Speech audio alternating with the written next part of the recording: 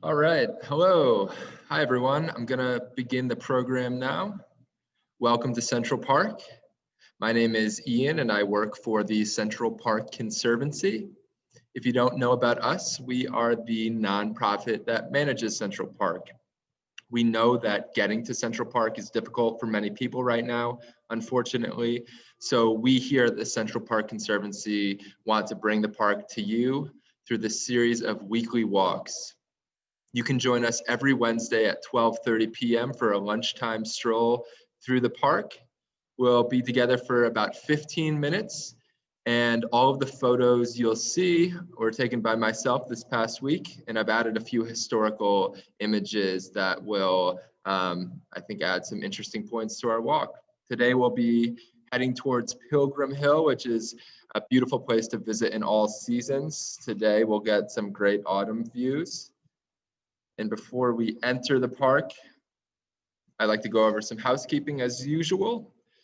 As many of you know, there's a chat feature on Zoom. If you haven't found it, you can go to the control bar. You'll see chat and you can say hello or add a comment and expand upon something I mentioned.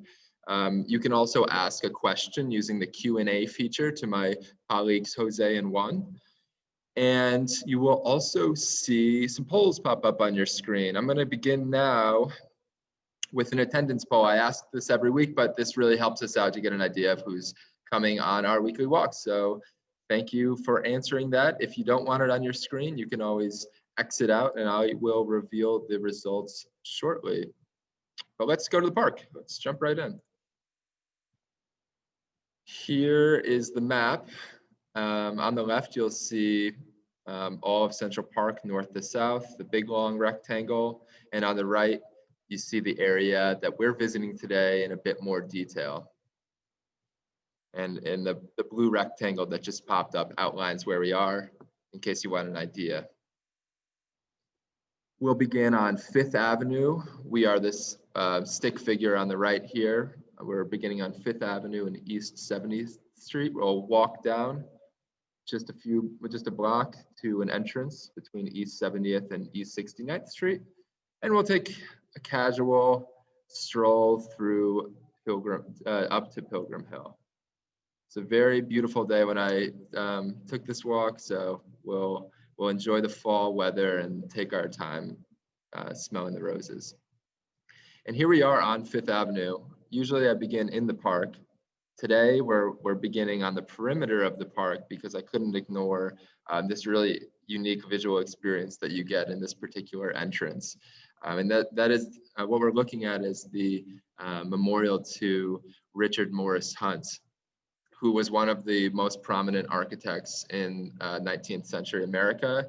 He played a big role in standardizing architecture in the United States through a number of different governing bodies that he was a leader of. And he was also a really prolific architect, designing everything or many things from really famous private estates for the Vanderbilts, the facade of the Metropolitan Museum of Art, the pedestal that the Statue of Liberty stands on, many other buildings. And I wanted to stop here also because we are going to see one of his works that is in Central Park today. So keep him in mind, Richard Morris Hunt.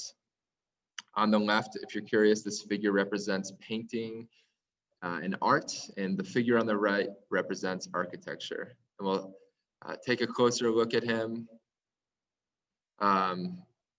His bust here. Really, I think one of those figures that you see in New York City history who overlaps with a lot of other people we'll be talking about. So he's a good one to know. And he's definitely a role model for me in terms of mustaches. I think I have a long way to go until I reach his. But anyway, we'll continue down 5th Avenue. It's leaves everywhere on the ground, cool breeze going by.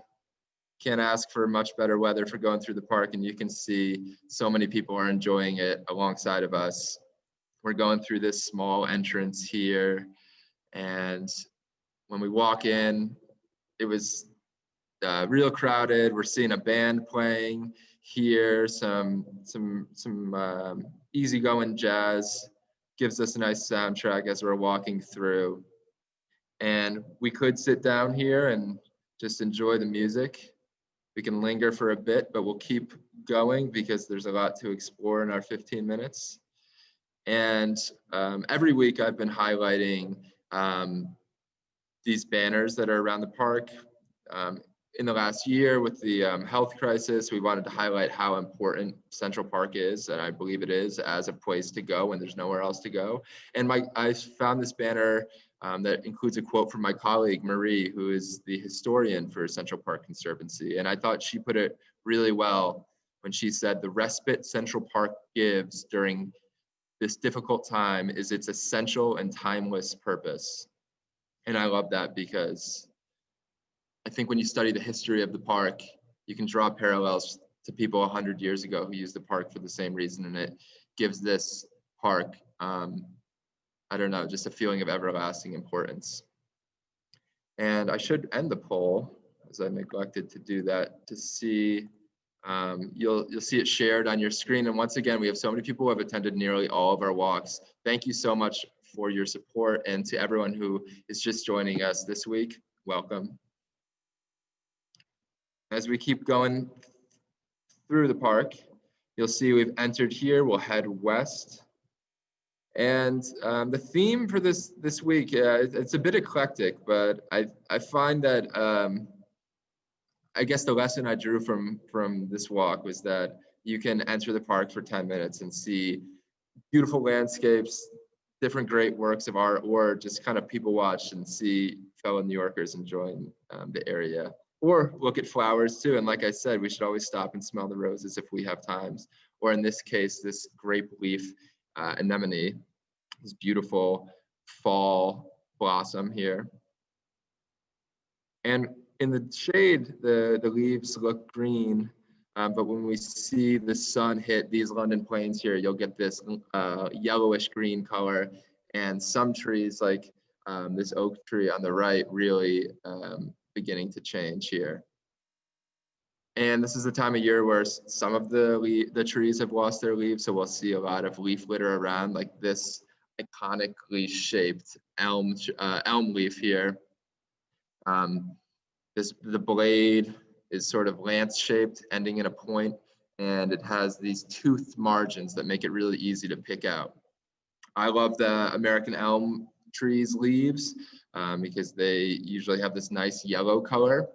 If you love fall foliage and you'd like to learn a bit more about identifying specific species, or just a bit of information that will help you appreciate trees even more, you can attend one of our tree walks. We have one tomorrow. My colleagues will drop the link in the chat, but this is a good opportunity for 45 minutes to dive into trees in a bit more detail. So look out for that if you're interested. And now we find ourselves at Rumsey Playfield. Actually, I want to back up a little bit because I included a fun second poll while we're still looking at this leaf. And that is, if you have a favorite autumn tree. We have a lot in the park. We have 180 or so species of trees, so I had to just pick some of my favorites. The red maple and the tupelo in particular I like because they typically have this bright red color, and the American elm and ginkgo usually have yellow leaves. If you have another tree that you really like, please share in the chat if you'd like. And if you don't know many tree species, I have to keep plugging our tree walk because I think it's a good opportunity to learn a bit more. And personally, I enjoy walking around in nature more and more as I learn more about ecology and the landscapes I'm walking through. Cool. All right, I'll share the results in a moment, but I'll keep walking. We're at Rumsey Playfield now. The first thing we'll notice is this really whimsical statue of Mother Goose that was added in 1938. And it was created by Frederick George Richard Roth, who created a number of different statues in the park, including Balto. And some of these that we see added in the 20th century are a bit more fun, and they're appealing to people of all ages. Kids love these odes to fairy tales that we see in the park. And past this, we have two other fun statues, the snow babies, as they're called, that are perched on these pillars here. This area is called Rumsey Playfield. We'll take a closer look at the snow babies themselves that give us, I don't know, just a look at these kids who are like getting ready to sled down a hill, it looks like to me. And all year long, you get reminded of the different seasons in Central Park, which I love because I feel like I'm constantly looking forward to the next season as I'm walking through the space. And fun historical anecdote, this area now holds concerts, like Good Morning America has concerts in this area. Summer Stage is in this area, if you're familiar with that series of summer concerts that take place right in this area, which now is decorated by these London plane trees with their leaves falling. But 100 years ago or so, this was in 1936, there was a restaurant here called the Casino. This is during its destruction in 1936, but for over 50 years, this occupied this space in the park, and it was a really lively place to come visit. It was eventually demolished in the 1930s because it became a symbol of corruption in the city during the Great Depression, because the political elites and celebrities would kind of come here and party during the Great Depression. So kind of became unsightly in the eyes of many city dwellers. So today we have a space for play and concerts instead. Now, before I go on too long of a tangent, we'll get back to our walk. We'll see some other great fall foliage, like this black hawthorn here, which is this shrub bearing these red berries. And like I mentioned before, I find that in the shadows or when it's less sunny, everything kind of looks green. But when you come to the park at the right time and the light is hitting the leaves, you'll see, an entire spectrum of color, which really adds to my enjoyment of visiting the park. And as we head north, we'll get to the drive here. And just to orient you, we've kind of done this zigzag through the park leading up to our final stop, which is Pilgrim Hill, which we'll be at shortly. And I just wanted to highlight some of the scenes that we'll see as we're walking. There are some red leaves from this maple on the ground as well. And we'll see the back of Pilgrim Hill here.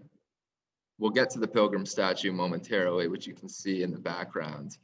But as we're visiting the park, there's mostly just people sitting here enjoying the quiet hillside as a place to read. But at different times of the year, it's used for different functions. And we'll get to that momentarily as we walk by the Conservatory Water on the right. The park is being used extensively right now, which is great. People are still social distancing, of course, but personally, I find, having the ability to get outside is really a luxury, which I'm so thankful for that we have in New York. And here's another view of Pilgrim Hill. Really, I thought a beautiful autumn view. But if you come here in the winter, it's going to look a lot different. This is actually the most popular sledding hill in Central Park because it's very wide and pretty steep. So if there's 6 inches of snow or more, you can come here and sled. And it's really just one of the, I think it's one of the best places to come in the winter. And when the trees are barren, you see the shapes of them and you can see the statue behind them as well. It gives the landscape a different feel. And going back to our poll from before, red maple, of course, it's one of the classic fall trees that really gives a bright accent to the landscape in Central Park. So thank you for sharing that. I hope maybe this encourages you to go look at some more trees. And if you would like to, once again, you can join our tour tomorrow. So we're kind of wrapping around here and we'll get up to Pilgrim Hill as we've walked around it.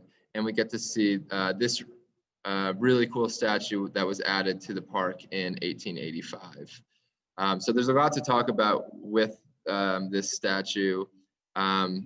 Firstly, it was added to the park or funded by the New England Society. And I point that out because we have a lot of great statues in Central Park, ranging from Sir Walter Scott,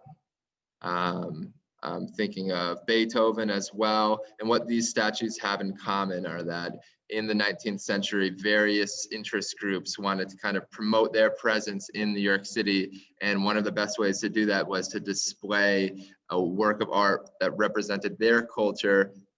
And where better to do that than Central Park, a place where everyone would come visit. And the Pilgrim is no different. It was added, the New England Society was mostly made up of merchants and manufacturers from Connecticut and Massachusetts. And in the 19th century, these regional distinctions were definitely more prominent than they are now. I think it's comparable more to like the way that national identities were a distinguishing part of identity in the 19th century in New York. So that's what this statue represents, and that's why it was added. We'll take a closer look here. It seems like a very stern figure kind of surveying the landscape of Central Park. And the artist, or actually, excuse me, we'll look first at it in the spring. And I'm highlighting this just because we talked about winter and fall so much. I thought I might as well highlight that this is one of the most beautiful areas to visit in the spring because it's surrounded by cherry blossoms. But getting back to the artist, this statue was created by John Quincy Adams Ward, who was one of the most prominent sculptors of the 19th century. And he is responsible for a number of works in Central Park. Additionally, or in addition to the Pilgrim, we also have Indian Hunter on the left, which was dedicated in 1869 and was the first work by an American artist added to Central Park. And on the right, he also did a statue of William Shakespeare. So he's left a huge mark on the park.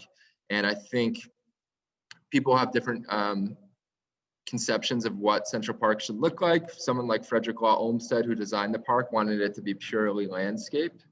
Other people wanted to add some works of art like this, and what we got is a compromise of both. And what I love about Central Park is you can walk around and just take in nature, but you also get some of the perks of the greatest museums in the world, which is to have works of art by really acclaimed artists dotting the landscape.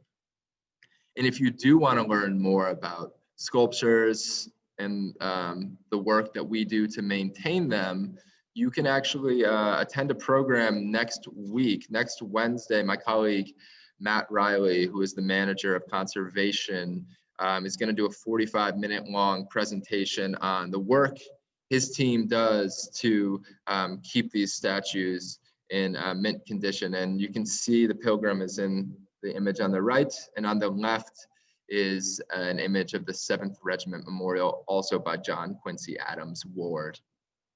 And if you were curious, there's no relation to the president, John Quincy Adams. That was simply a somewhat common naming convention in the 19th century. It was just to kind of take someone's full name as your first and middle name. But yeah, please consider attending those because if you have a point of interest, whether it's trees or artwork in the park, I really find you get a lot out of learning a bit more out of it. And when you go and visit Central Park again, you'll be able to appreciate those aspects in a bit more depth. But I wanted to thank you again for joining us for our short walk. Next week, I'll be walking to Tupelo Meadow. And because the Tupelo tree is one of the best fall foliage trees, and we're getting further into autumn, I'm hoping that we have an even more colorful landscape to check out as we walk through the park next week. And in the meantime, if you would like to share your story on our website, you can do so, or on social media with the hashtag #MyCentralPark. And I would love if you did that. As you can see, some of the stories have been shared on banners in the park. They'll be shared online as well. And we really appreciate hearing from all of you. There's also some resources you can access, like the Zoom background I'm using now, or coloring pages, or word scrambles you can download. And if you'd like to see any of our past weekly walks, you can check those out on our YouTube channel, Central Park NYC. My colleagues will drop that link in the chat as well. And I hope to see you next week. I hope you are well and you're able to get outside and enjoy some autumn air. And until I see you again next week, from the Central Park Conservancy. Stay safe and be well. Thank you.